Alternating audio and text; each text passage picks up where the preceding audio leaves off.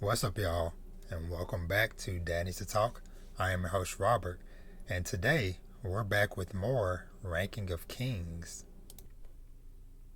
with episode 8 titled The Sacrifice of Dreams. And man, we definitely learned the definition of sacrifice and what that means in regards to the buildup that we've been having with Bojji and everything. So, more or less, of course, as always, hey, first time here, welcome. Returning watcher, welcome back. If you're not already, make sure you subscribe to the channel and all that fun stuff. Let's just freaking dive into the episode. So pretty much like the main crux of this episode primarily focused on more backstory of King. I still don't know if it's pronounced Bose. I'm gonna say Bose. King Bose, and basically getting like more information as far as like this whole curse thing with Bojji and stuff. So first off, confirmation right up front that that King Bose did take over Daida's body. So that's what the resurrection elixir was for, was to put him back, or to bring him back, but just put him in Daida's body. And so with that, we kind of have a moment where he is speaking with the mirror, and the mirror is talking about, now they have to kill Queen Healing because I guess of some past agreement or something. But in the process, they have this talk where he asks the mirror, he's like, show me, or he's thinking that he is currently the strongest, and she's like, no, you're not the strongest. And he's like, who is the strongest? And at first it was just like a unknown, but it's revealed later on in the episode that the mirror showed him an image of Bojji, which was basically like their way of confirming that Bojji is still alive and well, and that he is somewhere doing some awesome stuff. Because pretty much at the end of the episode, what's his name? Demos. No. What's it, Demos? I can't remember. The guy that Bojji is training with basically came out with Bojji and was like, hey, Bojji he's now mastered all that I have to teach him, or whatever, all my techniques and stuff.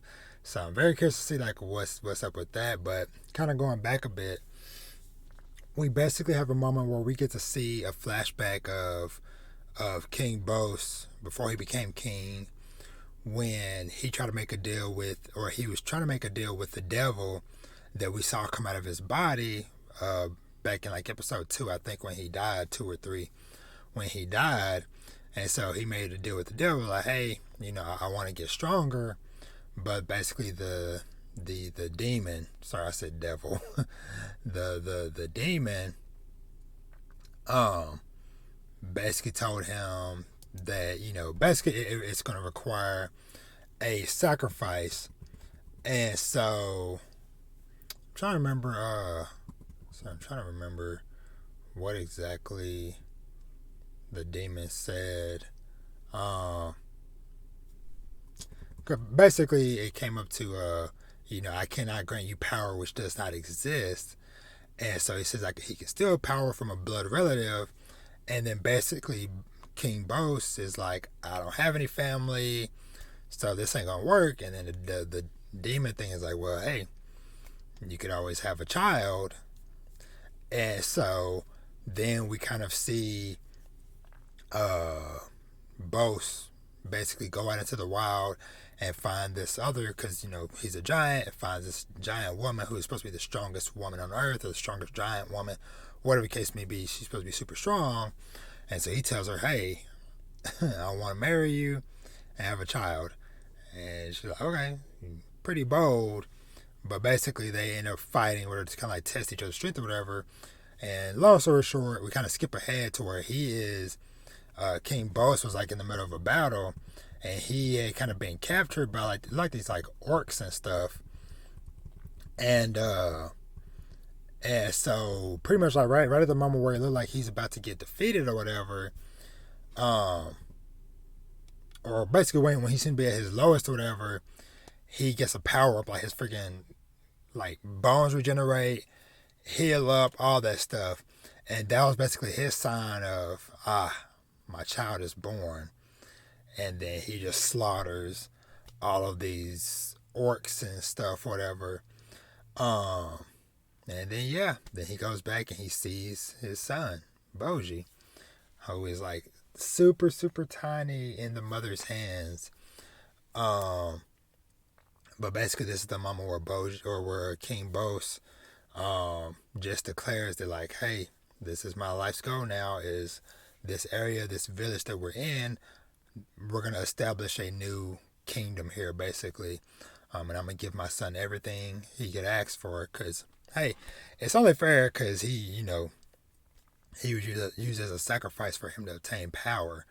So, yeah. And so that's pretty much like the crux of what was going on this episode. It was just, like I said, just getting more clarification and insight into what was up with the demon thing that showed up out of his dead body, to this whole curse thing we keep on hearing about, that Boji is cursed and stuff. We even get like a little peek of Daida inside this like dark void or whatever. So still curious, like, so he's still somewhere within the consciousness of the body or whatever. But curious to see like how that is going to turn out. Obviously, super excited to find out and to see what Boji has been cooking up, and like what techniques or whatever is going on, especially if he's claimed to be the strongest in the world. That's some pretty bold claims, but I'm definitely here for it. Trying to think, the other stuff for the episode was really just kind of like some like minor stuff where we got a little bit more backstory on Bebin, and when he first met both King Bos as well as the 3-headed, now 2-headed snake. And I also also getting confirmed that he is still alive, and of course, as a lot of us thought and speculated, he is still alive and well. The snake rescued him, took him underground, has been caring for him. We get a chance to see the other kind of like fourth strong dude. I don't remember what his name was, but basically like the last like fourth guard, because basically it was Bebin, Apis, the sword guy, and then this other fourth dude. So like I said, just get a little bit more backstory on all of them. And yeah, that's more or less it. Like I said, there's a little bit more I could say, but that's kind of like the crux and like the biggest things of the episode that I just wanted to touch on and cover real quick. Just wanted to keep this one pretty short and stuff. But as always, thanks for watching, and I'm very excited for what is coming up next. To say the least. Because it's always lots of moving parts going on. Of course, also King Bos also letting a few key people know that he is the one inside of Daida's body, which I thought was kind of interesting of him actually coming out and telling people, saying that or whatever. But yeah, so we'll see what crazy mess is gonna happen next week. But yeah. And as always, like I said up front, make sure you like this video, share your thoughts down below. Let me know like what y'all thought of the episode and what y'all have, been thinking of the series as well. Every week I've been talking about it on Twitter, and every time I see a new friend or somebody else, a new mutual online talking about it, I hop in the thread. But yeah, let me know what your thoughts. Like I said, make sure you subscribe to the channel, and make sure you subscribe to the podcast as well, the Dad Needs to Talk podcast, for all your talks of manga, anime, video games, fatherhood, and life. And so with that, I'll catch you on the next one. Be easy. Peace.